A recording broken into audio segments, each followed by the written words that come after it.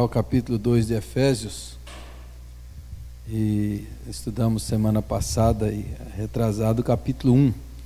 E hoje nós vamos entrar no capítulo 2, que fala da nossa salvação que temos em Cristo Jesus. Então nós vamos ler o texto,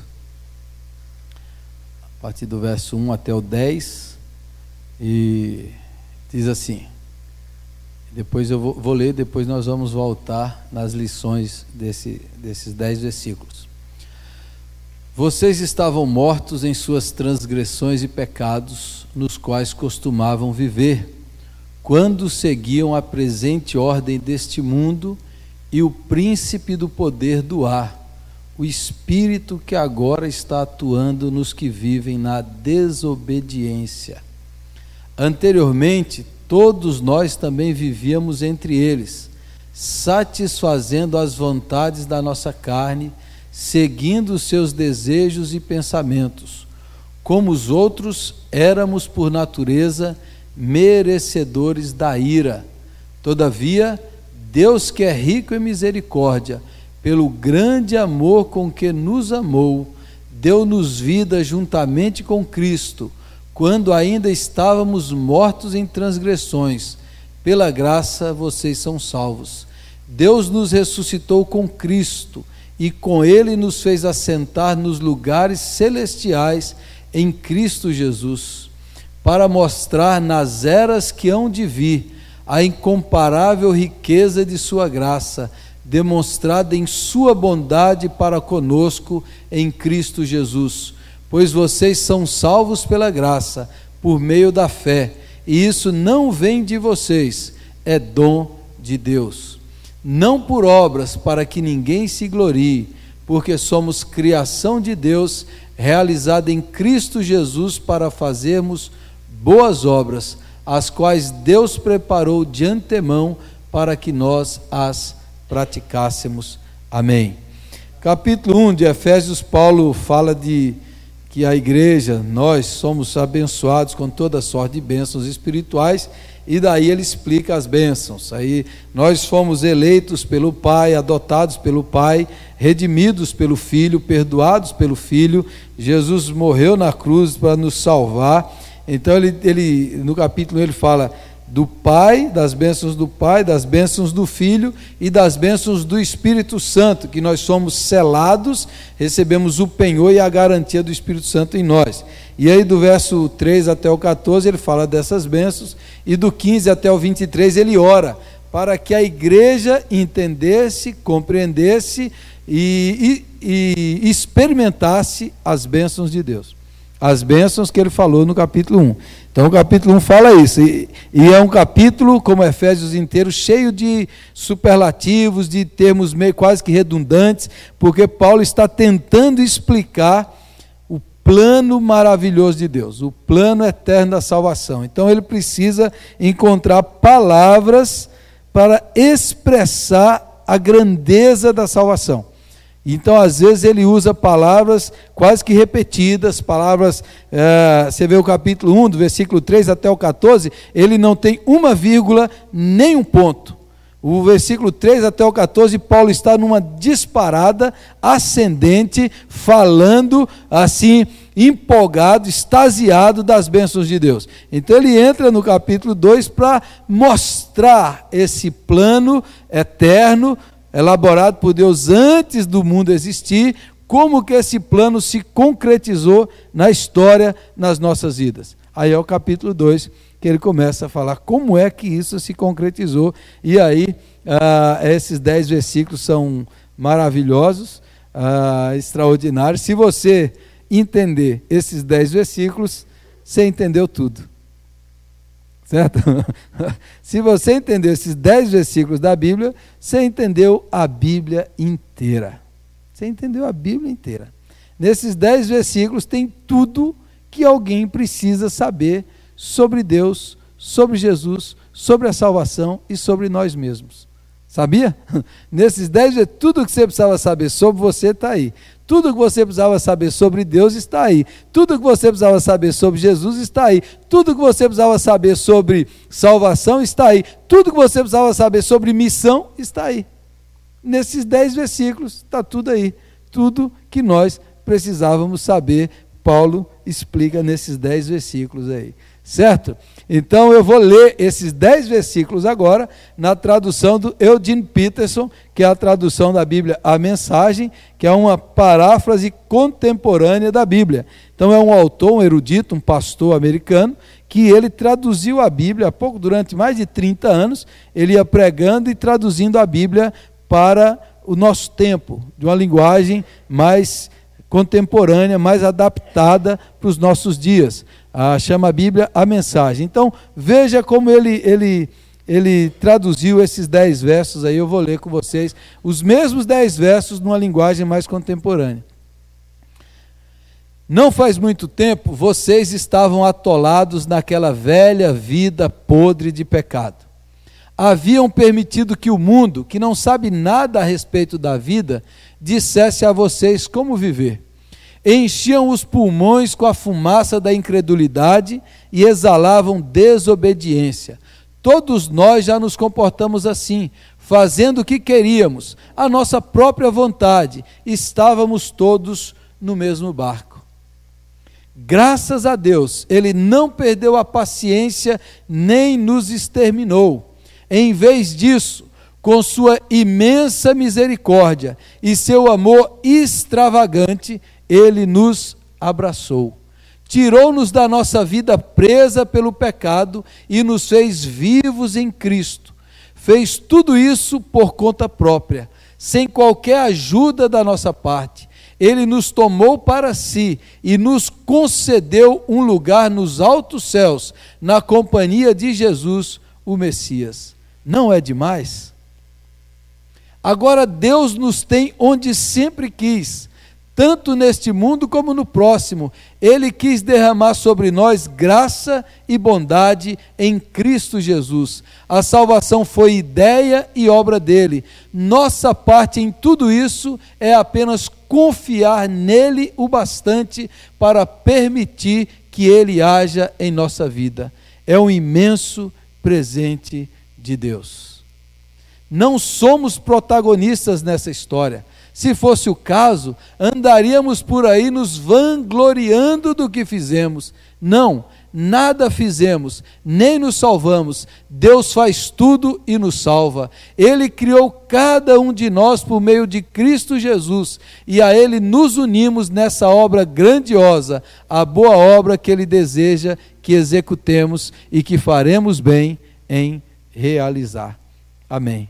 Então são os mesmos versículos, numa forma mais contemporânea, mais moderna, esses 10 versículos. Agora eu vou fazer uma divisão, que nem foi feita por mim, foi feita pelo reverendo Hernandes, essa divisão, essas 4 verdades desse texto aí, eu vou dividir na sequência natural do texto.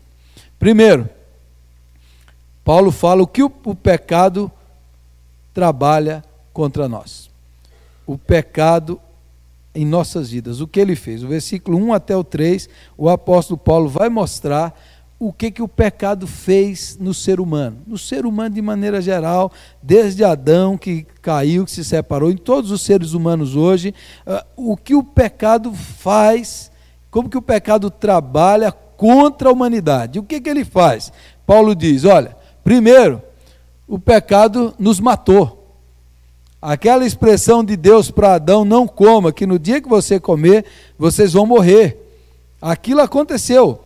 Aconteceu a morte lá no Éden, a morte espiritual, a vida espiritual de Adão morreu. Fisicamente, Adão começou a morrer, que ele começou a envelhecer. Ali, a partir daquele momento, a morte entrou. E o pecado produziu isso no ser humano. O ser humano que nasce em pecado, vive em pecado, ele está morto. Está morto.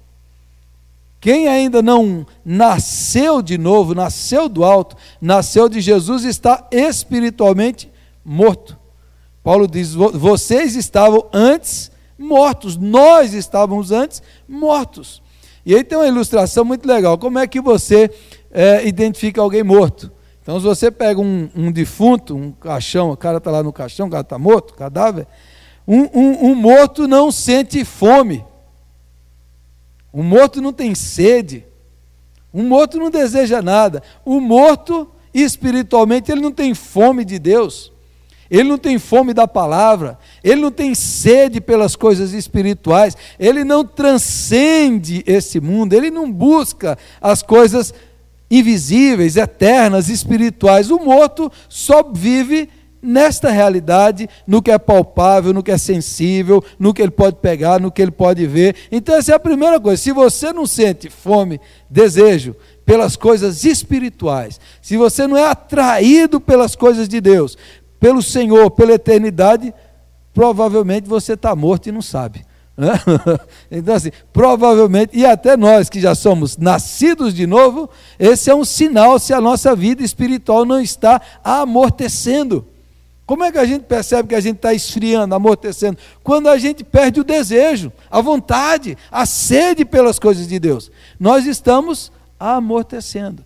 Paulo diz, o pecado nos matou. O pecado nos separou de Deus. A morte não é extinção, a morte é separação. A morte é separação. Quando você pegou, você foi separado. E aí, o espírito humano ficou morto. Só quando o Espírito de Deus toca, aí nasce a vida, aí o ser humano volta, o seu espírito, a se relacionar com Deus, que é espírito. Deus é espírito, e importa que os seus adoradores o adorem em espírito e em verdade. Deus é espírito.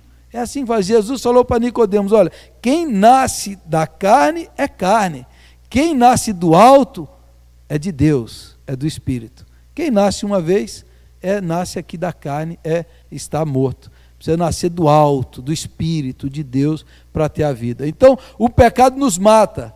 Segundo, o pecado nos fez escravos.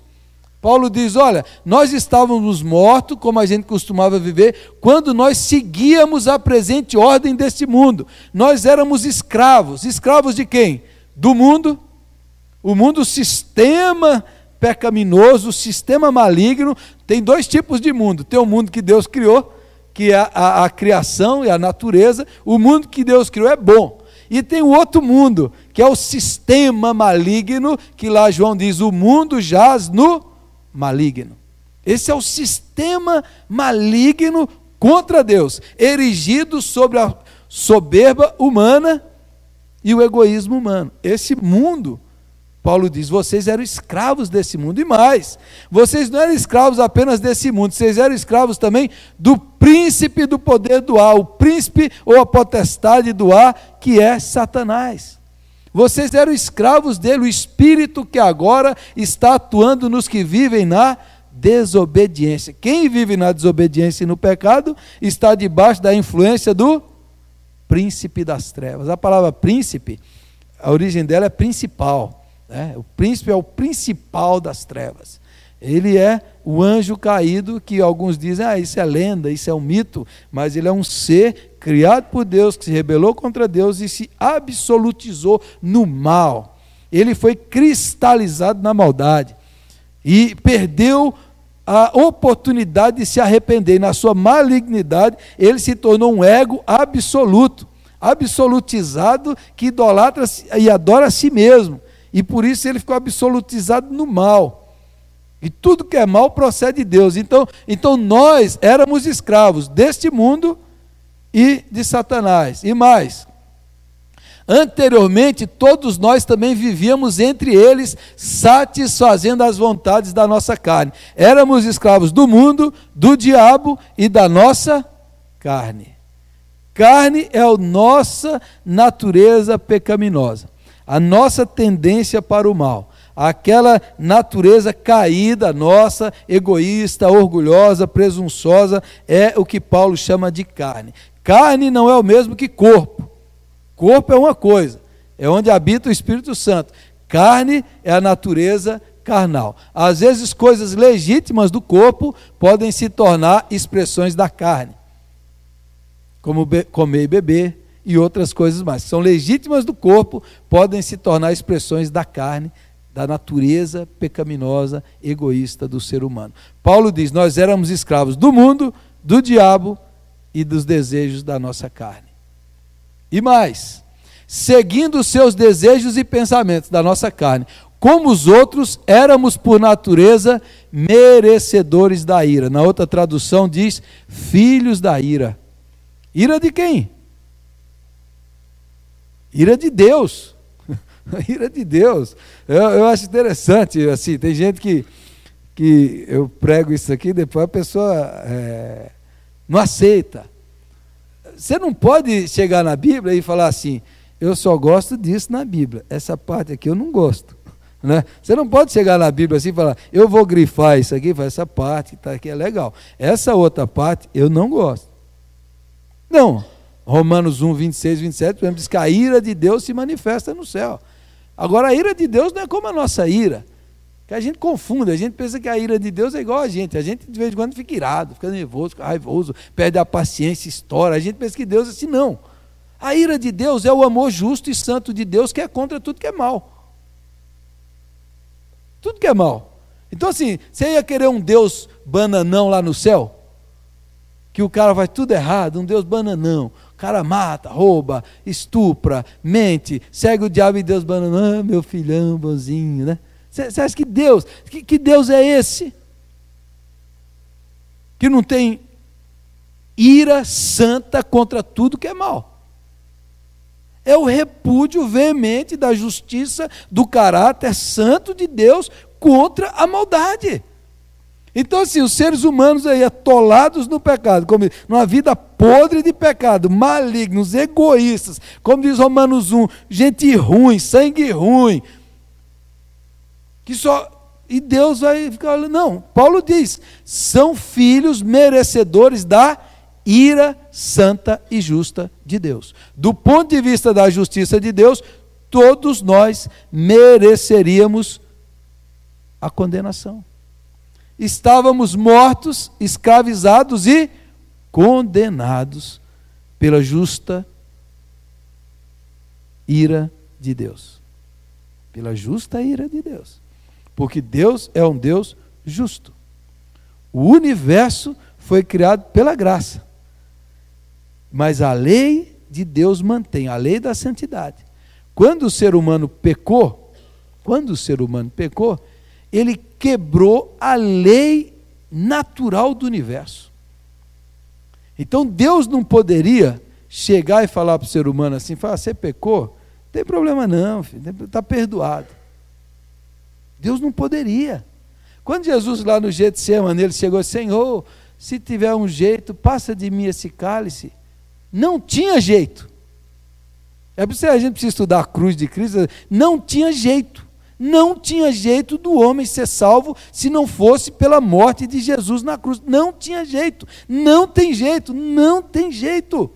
Porque a justiça e a santidade de Deus foram violadas. A ordem natural do universo foi violada. Quando você peca, você desestabilizou o universo. A terra foi amaldiçoada, o corpo foi amaldiçoado, tudo foi amaldiçoado, o cosmos foi amaldiçoado, por causa do pecado do ser humano. Toda a criação geme até hoje por causa do nosso pecado. Os animais, as árvores, os rios, tudo que tem vida foi afetado pelo pecado de Adão. Porque o universo foi estabelecido sobre a justiça de Deus, sobre a lei de Deus. A lei foi violada, a lei foi quebrada. E pela lei santa de Deus, a alma que pecar, essa morrerá. É assim que funciona. É assim que funciona a justiça de Deus. Então, de acordo com Paulo, então não adianta o sujeito falar assim, não, Deus é um bananão lá no céu. É um Papai Noel, o cara faz, não, está lá, filhinho. Deus não é assim. O amor de Deus é o amor justo de Deus. A graça é a graça santa de Deus. Uma coisa não se opõe à outra. Uma coisa não se opõe à outra. É por isso que a gente precisa entender a cruz. Porque na cruz Deus resolve esse problema. Mas aqui a gente precisa ficar aí, ó, merecedores da ira. Agora, Paulo para no versículo 13 e diz assim, somos filhos da ira. Aí no versículo 4, Paulo diz, mas Deus, todavia, mas Deus, ele diz, o Deus santo, o Deus justo que tinha todas as razões para nos condenar, mas Deus. Esse versículo 4, que é o sequencial, o pastor inglês chamado Dr. Martin Lloyd Jones, ele pregou assim umas 8 pregações só sobre essa frase: mais Deus. Mais Deus. Nós estávamos mortos, escravizados e condenados. Se a história acabasse por aí, a gente estava tudo lascado. Se a vida parasse por aí, você estava feio. A humanidade estava feia. Mas aí entra o versículo 4. O Deus justo e santo é o Deus que trabalha por nós. Que trabalha por nós. O pecado veio para nos matar, para nos escravizar e para nos condenar. Mas Deus, guarde isso no seu coração, mas Deus. Não foi você, não foi eu, não foi a igreja, mas eu, não foi eu. Não foi o cara que falou assim: eu era ruinzinho, mas eu mudei agora. Força de vontade, né? Eu fiz coisa, mas eu dei jeito na minha vida, eu insisti, agora sou uma boa pessoa. Não, nada disso. A solução não é essa. Ele diz assim: olha, todavia, Deus que é rico em misericórdia, ou imenso em misericórdia, pelo grande amor, na outra tradução, pelo seu amor extravagante. O Deus que é imenso em misericórdia, o Deus que tinha tudo para olhar para a miséria humana e colocar a sua ira. A Bíblia diz que na nossa miséria, Deus colocou o seu coração. Misericórdia. Córdia, coração na miséria. Na miséria humana, Deus não descarregou sua ira. Na miséria humana, Deus colocou o seu coração. Ele olhou para nós e tinha todos os motivos para nos condenar, mas ele achou muito mais motivos para nos amar, porque já desde o início ele já tinha planejado isso, nos amar e não perder para o pecado, porque a misericórdia triunfa sobre o pecado. Porque onde abundou o pecado, superabundou a graça de Deus. Porque a graça é mais forte e mais poderosa do que o pecado em nós. Então o texto diz: Deus, sendo rico em misericórdia, pelo grande amor com que nos amou, o que ele fez? Nos deu vida juntamente com Cristo. Quando ainda estávamos mortos em transgressões, pela graça vocês são salvos. Deus trabalha por nós. Nós estávamos lá presos, mortos, escravizados. Deus deu um jeito. Deus falou: a minha justiça tem que ser feita, a justiça tem que ser cumprida, a lei tem que ser paga, a lei tem que ser satisfeita. Quem é que pode? Ninguém pode, porque todos são pecadores. Então tem que ter um homem que não tenha pecado. Que homem é esse? O próprio Deus, o Filho de Deus que desceu, se encarnou, o único justo que morreu pelos injustos. Aquele que não conhecia maldição se fez maldito em nosso lugar, para que nós hoje fôssemos feitos benditos de Deus. Então a justiça e a ira de Deus se realizaram. A ira de Deus se realizou, por isso que não pode pregar. Não, a ira de Deus se realizou. Deus executou a sua ira, só que não em nós, no seu Filho Santo e perfeito. A ira de Deus foi realizada, a justiça de Deus foi cumprida e a lei santa de Deus foi concretizada em Jesus. O único justo, o único justo, morreu pelos injustos, para que nós recebêssemos vida, para que fosse tirado o poder do mundo, do diabo e do pecado. O escrito de dívida foi rasgado, ele pagou a nossa condenação e agora ele nos oferece perdão e vida espiritual, vida plena, reconciliação com Deus, justificação, caminho aberto, tudo pago, tudo livre, destruiu o poder do pecado, para que agora nós tivéssemos vida espiritual, acesso a Deus. Agora, pelo novo e vivo caminho aberto pelo sangue de Jesus, temos livre acesso ao trono da sua graça. Jesus Cristo fez isso, nos deu vida, nos deu vida, nos deu vida. Esse é o nome de Jesus. Esse é o amor do Pai, revelado em Jesus, revelado em Jesus Cristo. Deus não está mais contra nós, Deus trabalha por nós. Romanos 8, 31 a 39. Se Deus é por nós, quem será contra nós? Aquele que não poupou o seu próprio filho, antes não nos dará juntamente com ele todas as outras coisas? Paulo está dizendo, Deus não é mais contra nós, Deus é por nós.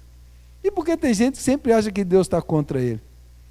Tem sempre achando assim, eu acho que Deus está pesando a mão sobre mim, Deus está me castigando, alguma coisa dá errado, fala, o que será que eu fiz? Está sempre achando que Deus está contra.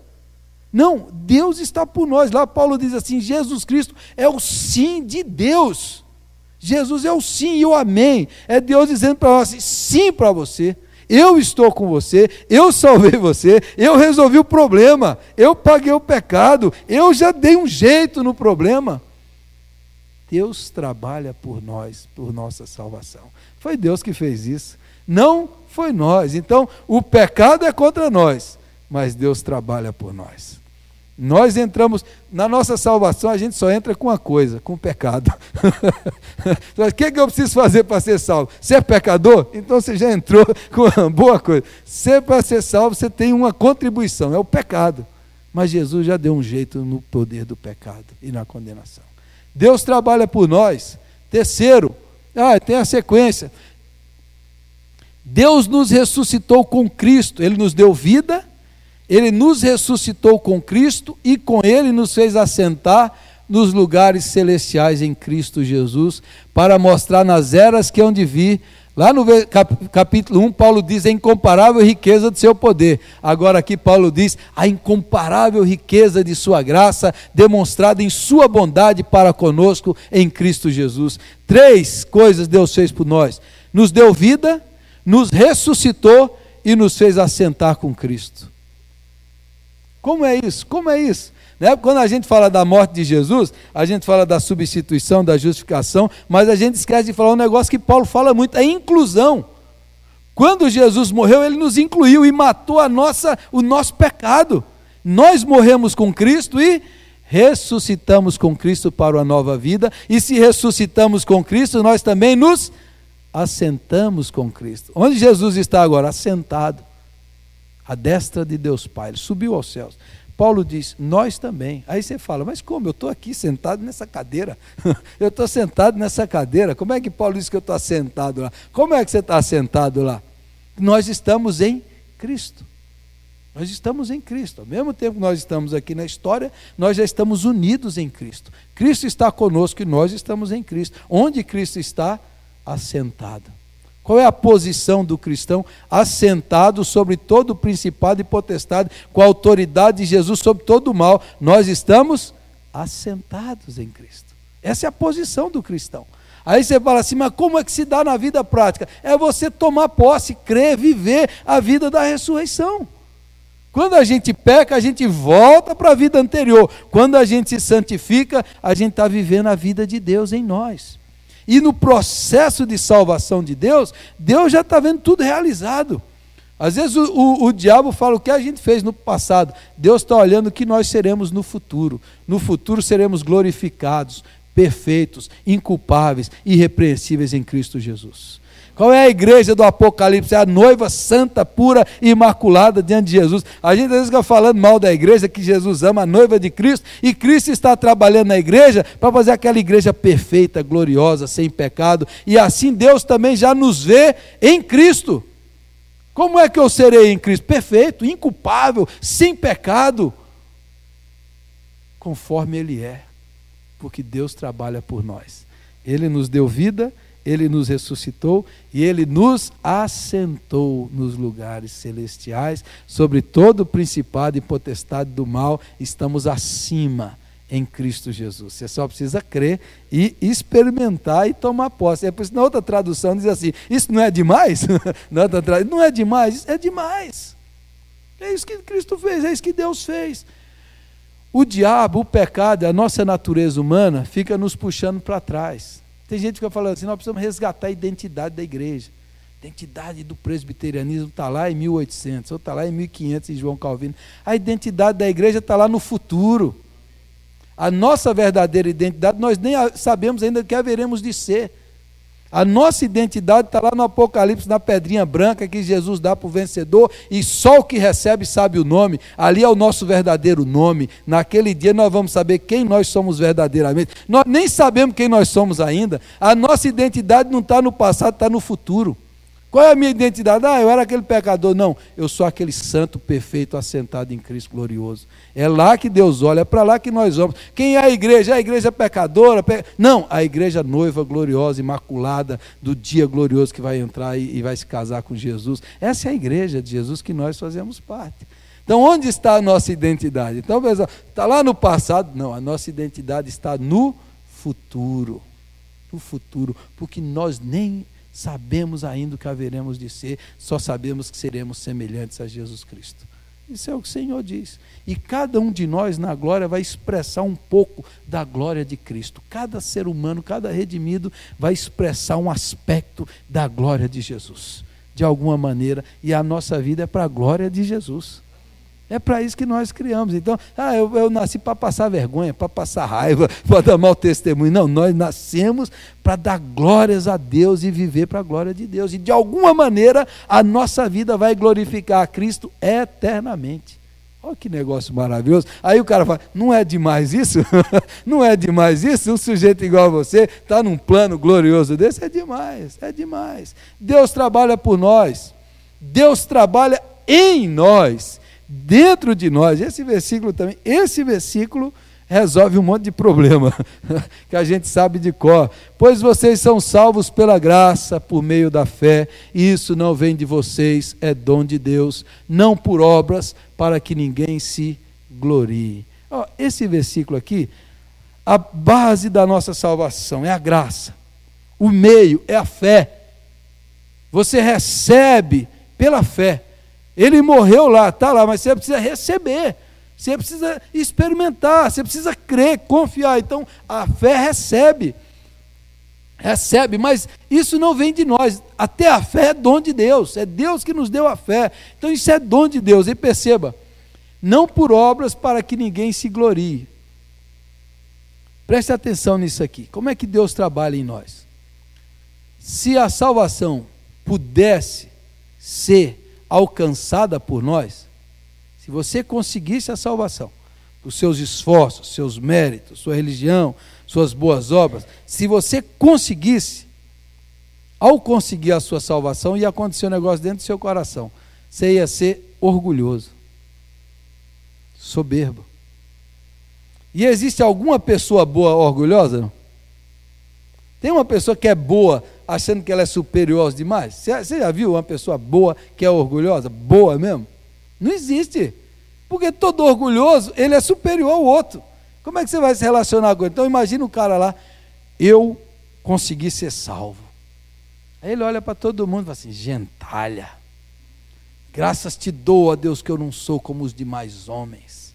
Eu sou especial. Essa gentalha pecadora, eu sou diferente. Se fosse possível a gente ser salvo por nós mesmos, o que gera o que a religião gera hoje. O que a religião gera? Guerra, ódio, separação, divisão, discriminação. Não é isso que a religião gera? A minha religião é melhor do que a sua. Eu sou superior a você. Se você não crê, você tem que morrer, seu ímpio.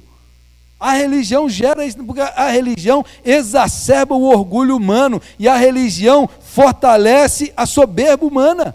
Porque o cara, ele quer ser salvo por conta própria, ele agarra na religião e diz, eu sou melhor.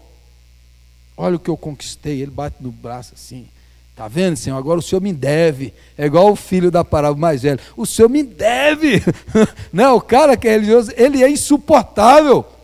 Então ninguém pode ser bom e humilde sem a graça de Deus. Perguntaram para Santo Agostinho qual é a maior virtude que alguém pode ter. Ele falou 3.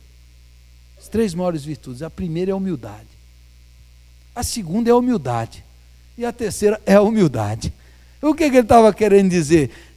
A humildade só acontece quem recebe a graça, porque senão você vai se gloriar, você vai se jactar, e Deus já sabia disso. Ninguém é gente boa de verdade se não for pela graça de Deus. Ninguém é gente boa se não for pela graça de Deus. Gente boa é aquela pessoa que fala assim: como Deus me amou, eu não mereço, eu vou servir os outros, eu vou fazer o bem, porque olha o que Deus fez para mim. Aí chega uma pessoa que não presta, você ama, porque fala, Deus ama ele como Deus me amou. Aí você não discrimina, você não julga, você não... Não, você é humilde, verdadeiramente humilde. Os maiores santos de Deus foram os mais humildes, porque quanto mais perto da graça, mais a pessoa conhece o seu pecado e mais maravilhada ela fica com amor, e naturalmente o coração dessa pessoa vai ter humildade e gratidão, para que ninguém se glorie. Isso aí é a ética, isso daí resolve o problema, porque gente muito religiosa, igreja muito religiosa, religião, os caras competem, os caras brigam, um fica brigando, xingando o outro, isso e aquilo outro, porque estão competindo, estão querendo mostrar quem pode, quem sabe, quem merece mais. Na graça, o cara diz assim: eu já recebi tudo que o Senhor tinha para me dar, não porque eu merecia, mas porque Ele me amou, e se Deus me amou tanto, eu estou sempre no lucro, eu vou servir, eu vou servir o outro, eu vou amar o outro, porque olha a graça, olha o que Deus fez para mim. Deus está trabalhando em nós. Ninguém pode ser bom de verdade se não for pela graça de Deus. Ninguém. É por isso que quando eu vejo um crente orgulhoso, eu percebo, às vezes, esse cara não entendeu a graça. Quando eu vejo aquele outro julgando e condenando os outros, ele não entendeu a graça. Porque se ele entendesse a graça, ele fala assim: eu estou hoje salvo pela graça. Eu não sou melhor que aquela prostituta, aquele ladrão, eu não sou melhor. Eu só estou aqui pela misericórdia que me alcançou. Porque Deus teve piedade de mim e me salvou. Se não fosse a misericórdia de Deus, eu estaria lá. Então eu sou grato. Eu não vou me jactar de nada. Como diz Paulo, eu só vou me gloriar numa coisa: na cruz de Cristo, onde eu morri para o mundo e depois eu ressuscitei para o Senhor. A única glória do cristão é a cruz. O único orgulho, não é o seu orgulho, é a cruz. Na cruz eu estou lá. Paulo diz: olhe para mim, a marca que eu tenho são as marcas da cruz. As marcas da cruz. Jesus morreu por mim, ressuscitou. Então como é que ele vai se orgulhar? Como é que ele vai jactar? Como é que ele vai estar acima dos outros? Quando? E quando é que você vê um santo de verdade se orgulhando? Olha para os da Bíblia e olha para os da história. Eu contei a história de William Carey. Se teve um missionário santo, foi o William Carey. Saiu da Inglaterra e foi para a Índia no século XVIII. O cara sofreu mais do que sovaco de aleijado. Imagina um homem que sofreu por causa de Jesus. A gente não sofreu nem 1%. Então o outro lá, chamado Adoniran Judson, o cara sofreu todo tipo de tortura, e queimava os pés do cara, e botava ele de cabeça para baixo, e arrancava coisa, e o cara está lá. Aí quando ele sai, você acha que ele vai sair lá? Ele sai, quem é santo de verdade, vai, olha o que eu fiz pelo Senhor. Nada disso. O cara sai lá igual aos apóstolos: graças te dou, Senhor, porque fui achado digno de sofrer pelo teu nome. E se eu tiver que morrer, eu morro mais feliz ainda. E o William Carey, quando morreu, mandou escrever lá na lápide dele, no epitáfio: aqui jaz um miserável pecador. Ele colocou: e eu caio, Senhor, nos teus braços carinhosos. Olha que coisa linda, olha que coisa linda. Quando Martinho Lutero ficou sabendo que os discípulos dele estavam se chamando de luteranos, Lutero falou assim: vocês estão louco? Colocando o nome de Lutero, isso é um absurdo. Foi Lutero que morreu por vocês. Quem é Lutero? Lutero é um verme. Ninguém deveria se chamar luterano. Deveríamos nos chamar discípulos de Cristo, mas não o meu nome. Nem um santo de verdade fica botando o nome dele, cartaz, ele é o cara. Isso não é o Evangelho, porque quem é salvo pela graça fica escondido na cruz de Cristo. É como João Batista: importa que ele cresça e que eu diminua. Isso é graça de Deus. Então isso daqui é tudo que a gente precisa na vida, porque se a gente acabar com o orgulho, você já acabou com 99% dos seus pecados. Para não dizer 100. Se você acabar com o orgulho é o pai dos pecados. Se você acabar com o orgulho, todo o restante já está eliminado. E a graça faz isso. É por isso que tem gente que não gosta de pregação da graça, porque mexe com orgulho. O cara vai se orgulhar de quê? que ele vai se orgulhar? O que ele vai bater no peito? Vai falar assim, igreja boa, como eu sou bom, como eu sou fiel, como eu sou isso, olha como eu sou aquilo. Só Jesus e a sua graça, louvado seja o nome do Senhor. E só Ele deve aparecer, a Ele toda honra e toda glória. Amém? Então ninguém se glorie. Se alguém se glorie, glorie-se na cruz de Cristo, que morreu em nosso lugar para nos salvar. Deus trabalha em nós. E por último, Deus trabalha através de nós. Versículo 10. Porque somos criação de Deus. E essa palavra criação aqui do grego, poesis, é de onde vem a palavra poema, poesia. Então você pode grifar aí, somos criação. Essa expressão no grego é literalmente a palavra que vem poema. A ideia é porque somos poema, poesia de Deus. Nós. Aí você fala assim, eu sou uma poesia mal acabada, né? Sou uma poesia sem rima, né? Mas nós somos poema de Deus. Nós, realizado em Cristo Jesus, para fazermos boas obras, as quais Deus preparou de antemão para que nós as praticássemos. Então esse é o resultado. Deus agora quer trabalhar através de nós. Se Ele foi misericordioso, gracioso, generoso, perdoador conosco, agora Deus está dentro de você para você viver assim e praticar as boas obras, as quais Deus preparou.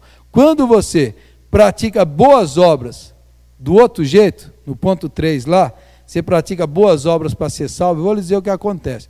Acontece que quando você não é elogiado, acontece quando as coisas não acontecem, você começa a ficar bravo, você começa a ficar irritado. É igual a história do Ronaldo Lidório que ele conta, que ele foi pregar numa igreja, no aniversário de uma igreja.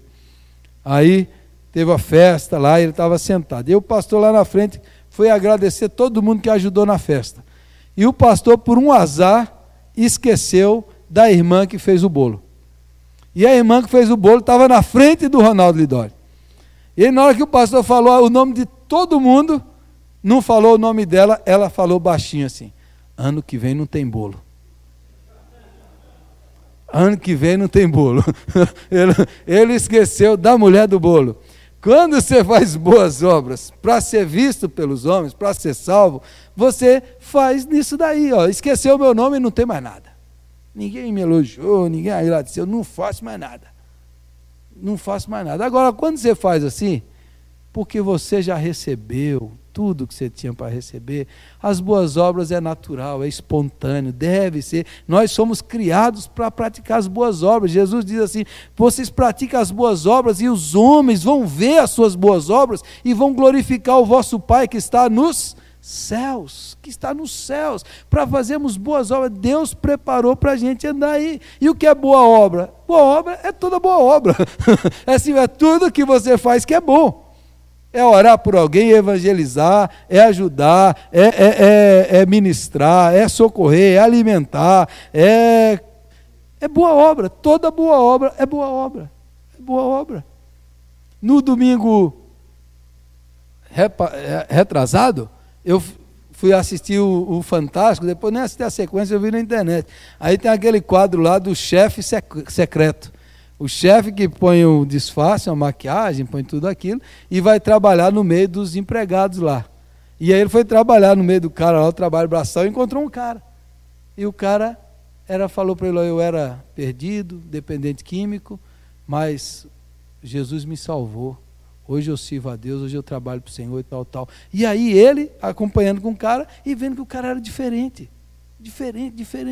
E ele era o gerente ali dos outros, e ele orientava os outros, falou assim, você é diferente. Ele começou a falar da vida dele, ele falou assim, mas e o seu trabalho, você faz bem feito, você manda os outros, porque eu ensinei para eles, que todo o trabalho que eles fazem aqui é como se eles estivessem fazendo para Deus. O cara falou isso. Aí na outra semana o chefe foi falar pelo chefe, estava chorando, né? O chefe chorou, falou, rapaz, que é isso, rapaz? Que é isso? Porque o cara tem o amor de Deus no coração, o que ele vai fazer? Tudo que ele faz é bondade, é generosidade. O patrão não está vendo, mas eu estou fazendo para Deus. Aí o chefe ficou emocionadíssimo, chorava, não conseguia falar, de ver o cara falar um negócio daquele.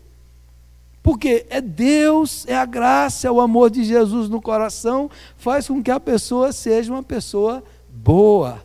Porque é fruto da bondade de Deus na vida, na alma e no coração. Deus preparou para que nós andássemos nessas boas obras. Tem que ser natural, tem que ser espontâneo. Quanto mais a gente tem consciência do amor de Deus, mais a gente é bondoso com todo mundo, mais a gente perdoa, mais a gente socorre, mais a gente é paciente, mais a gente é generoso, mais a gente testemunha. Porque olha o que Deus fez por mim. Depois do que Deus fez por mim, a gente faz as boas obras, vai fazendo, vai fazendo, vai fazendo. E o nome do Senhor Jesus será glorificado. Deus trabalha por nós, em nós e através de nós. Vamos pedir para o Senhor: Senhor, eu sou uma pedra bruta. Eu sou aquele pedaço de madeira que ainda não foi bem esculpido. Senhor, e Deus está nos lapidando para nos fazer semelhantes ao Senhor Jesus. Igual a Jesus Cristo. O plano de Deus, diz Paulo, é que cada um de nós seja parecido com Jesus. Fale como Jesus, pense como Jesus, sinta como Jesus, e o Espírito Santo está trabalhando em cada um de nós. O que a gente tem que deixa o Senhor trabalhar. Às vezes dói, às vezes precisa cortar os negócios errados, dói. Deixa Deus trabalhar, porque o resultado será glorioso. Você será glorioso, você será brilhante. E aquilo que Deus começou, Ele vai completar em Cristo Jesus. Amém? Isso não é demais? É o que Paulo diz. Isso não é demais? É demais. Agora, vamos colocar a nossa vida diante do Senhor e falar: Senhor, completa a tua obra. Olha quem eu era. Olha o que Deus está fazendo. E olha o que eu vou me tornar. Eu vou me tornar. Aqui nessa terra, irmãos, nós somos o reflexo, a imagem de Cristo para os outros. Nós aqui temos que expressar Cristo para esse mundo. Como Cristo agiria, como Ele faria, Ele quer fazer através de nós. Amém? E vamos orar e vamos crer nisso e vamos confiar na glória de Deus. Vamos tomar posse dessa autoridade, dessa identidade que nós temos em Cristo. Tem uma frase que o pessoal costuma falar, é assim: quando o diabo lembrar você do seu passado, você lembra ele do futuro dele, né? Para onde ele vai. E tem outra frase que eu digo assim: quem eu sou? Eu falo assim: eu não sou quem eu era, eu não sou quem eu serei, mas eu estou me tornando aquilo que eu já sou naquele que é Jesus Cristo. O plano de Deus é a gente se tornar aquilo que nós já somos nele. Nós temos que nos tornar santos, irrepreensíveis, amorosos, cheios de autoridade, cheios de poder em Cristo Jesus. Vamos orar? Vamos ficar em pé?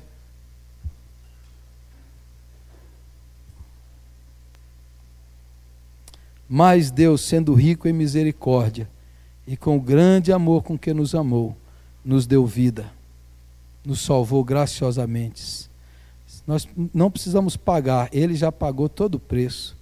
Nós precisamos receber e deixar Deus trabalhar, deixar Jesus trabalhar. Creia na salvação, creia na obra completa, na graça de Jesus, creia no amor dele, maravilhoso. Creia, dá uma olhada só um pouco no seu passado, dá uma olhada rápida de quem você era e pense: se não fora a graça de Deus na minha vida, se não fosse a bondade do Senhor na minha vida, o que seria de mim? Mas a graça do Senhor nos alcançou, a sua misericórdia nos redimiu e nos salvou, aleluia. E nos deu vida, e nos ressuscitou, e nos fez assentar nos lugares celestiais. Irmão, se a gente tivesse uma compreensão desse amor, a nossa vida ia mudar tanto. Se a gente compreendesse como a gente ia amar-nos a nós mesmos, ia nos aceitar, como a gente ia crer, como a gente seria mais feliz, mais alegre, mais esperançosos, como a gente olharia para o futuro com um otimismo, sabendo que Deus está trabalhando na nossa vida, que Deus está trabalhando por nós, em nós e através de nós. Deixe o Espírito Santo trabalhar no seu coração. Amado Pai, amado Deus, Deus amado, nós não temos nada, Senhor, e não conseguimos nem explicar o que o Senhor viu em nós. mas o Senhor nos amou e o Senhor nos abraçou quando nós éramos ainda pecadores, ímpios, filhos da ira, merecedores da justiça. A sua graça nos cobriu, a sua misericórdia nos redimiu. Aleluia. Jesus Cristo pagou o nosso pecado. Naquela cruz ele sofreu a nossa dor. Naquela cruz ele sofreu a ira e o abandono dos nossos pecados. E naquela cruz nós morremos com ele, Senhor. O nosso ego, a nossa natureza foi crucificada com Cristo. E nós ressuscitamos com ele para uma nova vida.